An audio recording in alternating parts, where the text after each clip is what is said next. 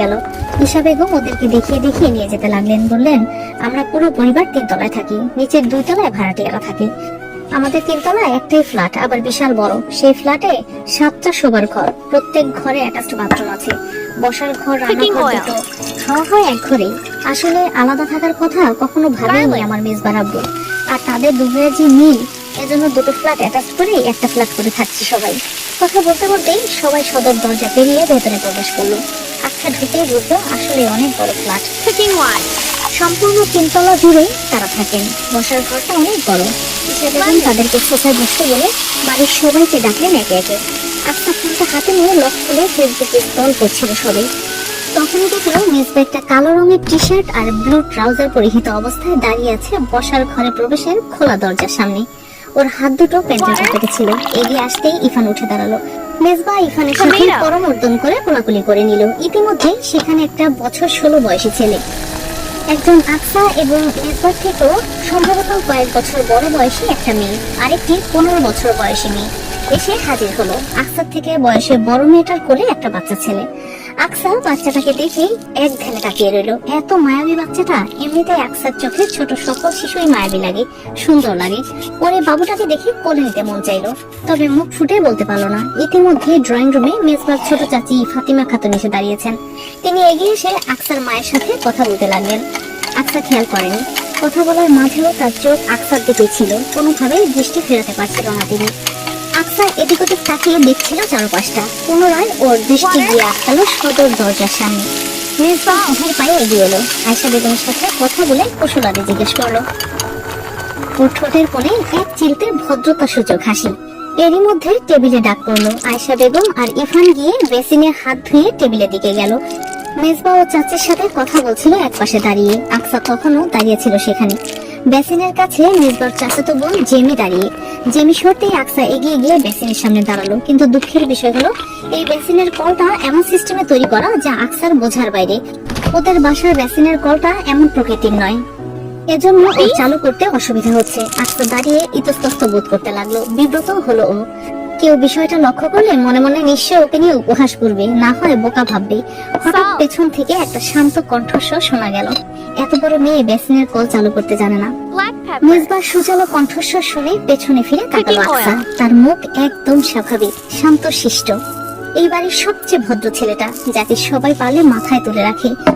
মেজবা আকসার দিকে শান্ত চাহনিতে তাকিয়ে থেকে বলল, নিহাতি আমাদের বাসায় অতিথিদের অসম্মান করার চল নেই, না হলে। মেজবা থেমে যায়। পুনরায় পেছনে ঘাড় ঘুরিয়ে বলে ওঠে, জেনে যাবো, এসে বেসিনের কলটা চালু করে দিয়ে যাও তো, একজন কল চালু করতে পারছে না। কথা শেষ করে মেজবা গটগট পায়ে হেঁটে চলে গেল ডাইনিং টেবিলের দিকে। আকসা ওখানে ঠায় দাঁড়িয়ে রইল। মেজবা চাইলে নিজেই কল চালু করে দিয়ে দিতে পারত, কিন্তু খুব ভদ্রভাবে কথাগুলো বলে চলে গেল। ভদ্রভাবে বললো, অথচ কথাগুলো সোজা গিয়ে আকসার হৃৎপিণ্ডে আঘাত করলো। লোকটা আসলে জেন্টলম্যান। খাওয়ার পর্ব শেষে গল্প আড্ডা বসেছে। মুরব্বীরা সকলেই ড্রয়িং রুমে বসে সমসাময়িক বিভিন্ন বিষয় আলাপ করছেন। সেখানে উপস্থিত আছেন মেজবার আব্বা আম্মা, ছোট চাচা চাচি আর আকসার আম্মু। আকসাদের নিয়ে বাড়ির ছাদে এসে বসেছেন জেমি আপু। আপুর একমাত্র ছেলের নাম আয়ান, বয়স বছর 3 ওর। জেমি আপুর সাথে পরিচিত হওয়ার পরই বাচ্চাটাকে কোলে নিয়েছে আকসা। ওর কোলে বসে হাতের খেলনা ঘোড়াটা নিয়ে খেলছিল আয়ান। আকসা মনোযোগ সহকারে হাসি মুখে খেলা দেখছিল ওর। জেমি আপু দুটো শতরঞ্জি বিছিয়ে দিয়েছেন ছাদে। আকসার পাশে বসে আছে সেই 16 বছর বয়সী ছেলে আর 15 বছর বয়সী মেয়েটা। ওদের দুজনের নাম তাসিন আর লিমু। ওরা মেজবার চাচাতো ভাই বোন। জেমি আপু আকসাকে কিছু একটা জিজ্ঞেস করতে যাচ্ছিলেন পাশ থেকে। তখনই ছাদে একজন মেয়ে এসে উপস্থিত হলো। খুবই চটপটে হাবভাব তার। এসেই পেছন থেকে জেমিকে জড়িয়ে ধরে উচ্ছ্বাসের সাথে বলে উঠলো, কেমন আছো আপু? তোমাকে কত মিস করেছি জানো? জেমি গলা ছাড়িয়ে ওকে সামনে এনে আনন্দ মিশ্রিত গলায় জিজ্ঞাসা করলো, তোরা কখন এলি? এই তো সবে এসেছি। ইনিকে? হঠাৎ পাশে চুপচাপ আকসাকে দেখি কৌতূহলী হয়ে প্রশ্ন করলো মেয়েটি। জেমি পরিচয় করিয়ে দিল।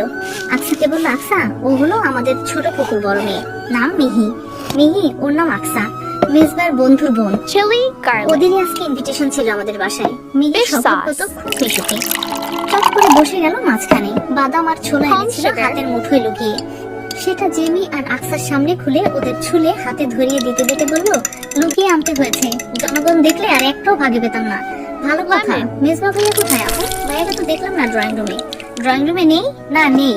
আম্মু তো মামা মামিদের সাথে গল্প করতে বসে গেল ড্রয়িং রুমে, কিন্তু ভাইয়াকে তো দেখিনি সেখানে। তাহলে হয়তো ইরফানকে নিয়ে আড্ডা দিচ্ছে ঘরে। আমি গিয়ে ডেকে আনি ভাইয়াকে। সবাই আড্ডা দিচ্ছে, তারা কেন ঘরে বসে থাকবে? মিহি দ্রুত উঠে গেল শতরঞ্জি ছেড়ে। পেছন থেকে জেমি বলল, যাস না মিহি, ও এখন এখানে আসবে না, শুধু শুধু যে লাভ নেই। আকসার কেমন যেন খটকা লাগলো। মেজবা এখানে আসবে না কেন? ও আছে বলে? হ্যাঁ, সেটা হতেই পারে, হওয়াটাই বরং স্বাভাবিক, কারণ পুরোটা সময় মেজবা ওর থেকে দূরত্ব বজায় রেখেছে, এমনকি গতদিনও। আজ ডাইনিং টেবিলেও ও ওঠার পরে খেতে বসেছে, এমনকি ওর মুখোমুখিও বসেনি। ওকে এড়িয়ে যাওয়ার জন্য বেসিনের কলও খুলে দিতে এগোয়নি। আকসা তো এতটুকু ভালোভাবেই বুঝে গেছে যে মেজবা ওকে এড়িয়ে চলছে এবং ভবিষ্যতেও এড়িয়ে যাবে। এখানে ও আছে এ কথা মেজবা জানে, তার মানে নিশ্চয়ই মেজবা এখানে আসবে না। এই কথাটা তো আকসা ভালোভাবেই জানে, কিন্তু জেমি আপু কিভাবে এতটা নিশ্চিত হলো মেজবা যে আসবে না? সে কিভাবে জানলো? ব্যাপারটা স্বাভাবিকভাবে নেওয়া যেতে পারতো, কিন্তু কেন জানি আকসা চেষ্টা করেও স্বাভাবিকভাবে নিতে পারছে না। মনে একটা খটকা থেকেই যাচ্ছে।